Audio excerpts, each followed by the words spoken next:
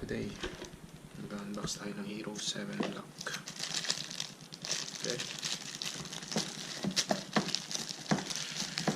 Tingnan natin kung what's inside the box. Okay. Hero 7 Black. As you can see, included yung camera cover, battery, camera mount, camera cable, and camera bolt.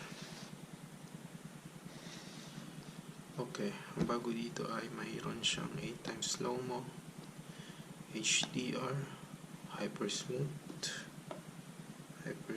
and live streaming. Okay, 12 megapixel, 4K 60, 1080p, 240. Hero 7 Black. Okay, guys, unbox na natin.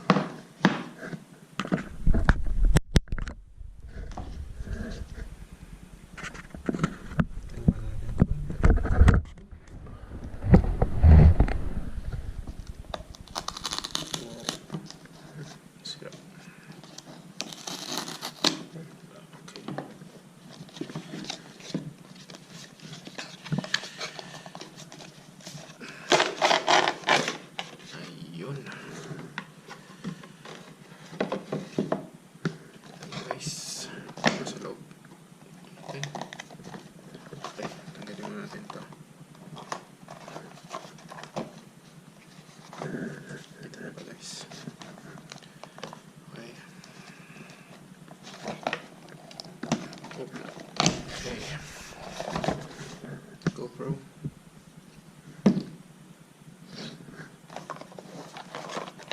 Ito ano nasa loob nito. Okay, meron siyang GoPro warranty, GoPro stickers, GoPro manual, and then GoPro cable charger, curve mount, flat mount, and battery. Okay, and guys, yun lang, wala na. And then camera. Okay, tingnan natin. Buksan natin. Okay, bago. Okay. Okay guys, now I'm using Hero 5 Black. This is the Hero 7 Black. Napansin ko lang pagkakaiba nilang dalawa ay more on matte finish tong Hero 7 Black, parang yung gimbal nila. And then dito same lang, memory card slot at battery slot. Okay, insert natin. Sana meron charge to para matingnan natin, mabuksan natin. Okay, nice. Okay, here it is. Okay, chumaligas. Tatakot tayong masira natin kasi bago, syempre. Okay, etong slot na to. Okay, for the charger and the HDMI port.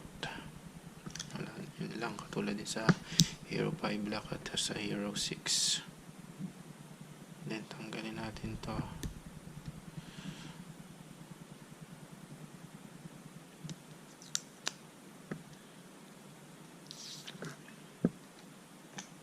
Okay, turn na natin yung camera.